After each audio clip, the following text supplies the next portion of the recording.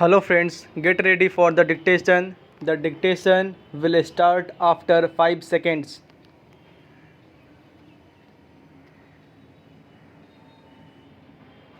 Start. I wish to thank my fellow countrymen for the confidence reposed in me and for affection and goodwill they have shown me not only as president but indeed all through my public life covering a span of over 50 years. As you are all aware, during my term as president, it fell to my lot to examine and decide constitutional issues, the like of which none of my predecessors had been called upon to face.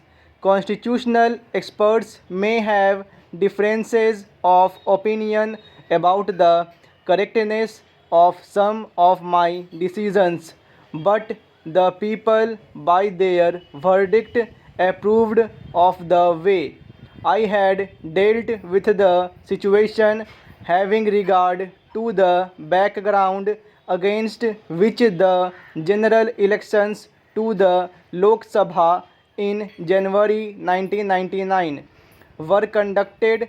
I felt a special responsibility in the matter and was anxious to ensure that elections should be free, fair, and peaceful.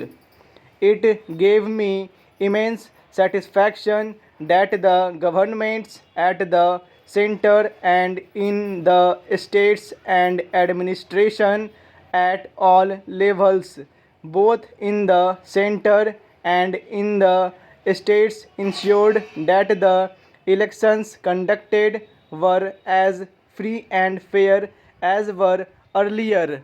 While the lamp of democracy has been extinguished in some countries around us, we have reason to feel pleased that we have adopted and have been following the democratic system of government. Our people have made it clear beyond doubt that they will not accept abrogation or abridgment in human rights and freedom and have shown their clear preference for the democratic system. Para change. Democratic form of government is rule by reason and by persuasion. We should always endeavor to arrive at as much of consent as possible. The voice of the minority and the voice of the opposition, which too represents a sizable section of the people, should be heard and given all possible consideration. The opposition, on its part, has to be reasonable and constructive in its approach. Whichever party may be in power, there must be an opposition that can expose the mistakes and misdeeds of the ruling party, so that the latter at any moment of providing an alternative to the party in power is the only safeguard against misrule. It is a matter of regret that over the years a united opposition which can provide an alternative to the party in power has not evolved. In the absence of a strong opposition, work of the government is not challenged. Para change. Democracy is not just a political system. A mere facade of elections and an assembly of elected representatives is not the totality of its content. It is essentially civilized conduct of human relations and affairs. restraint and moderation, understanding and accommodation, decency and uprightness are the basic values that go to build a sound democratic system. If we ponder over the country's political scenario and examine how far our conduct of public affairs is inspired by these qualities, we can have little cause for satisfaction. As I have said, our people have shown a clear preference for the democratic system, but if we make a mockery of it, will the public whose disillusionment is daily growing accept this state of affairs for long? I have often spoken about disparities in income and wealth distribution, a phenomenon which came to government's notice over 20 years back and led to the appointment of a committee to inquire into the matter. Para change.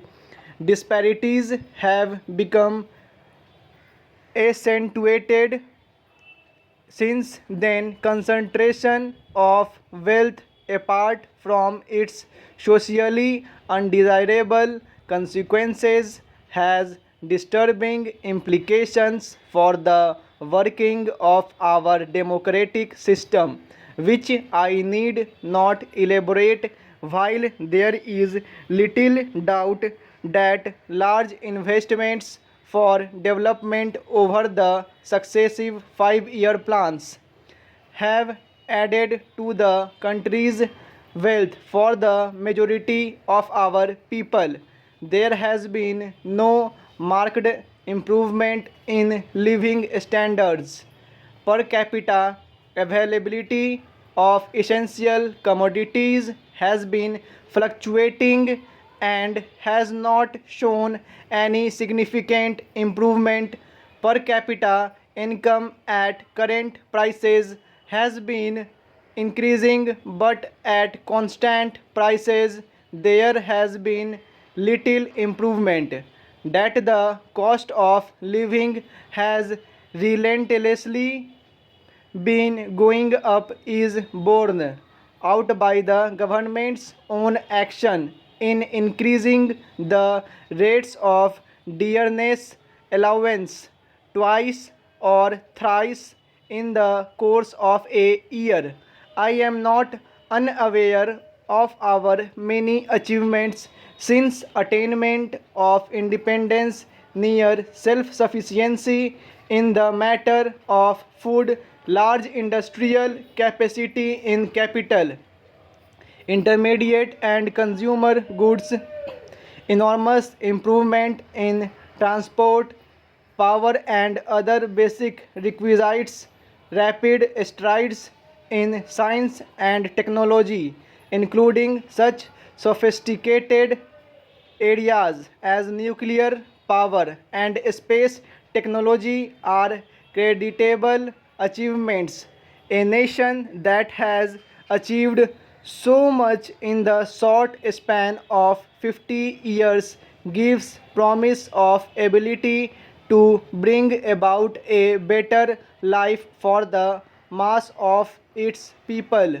Critical examination of the investments already made with a view to maximizing the benefits from the time and priorities to be followed hereafter need to be undertaken so that there may be visible improvement in the living condition of the poor.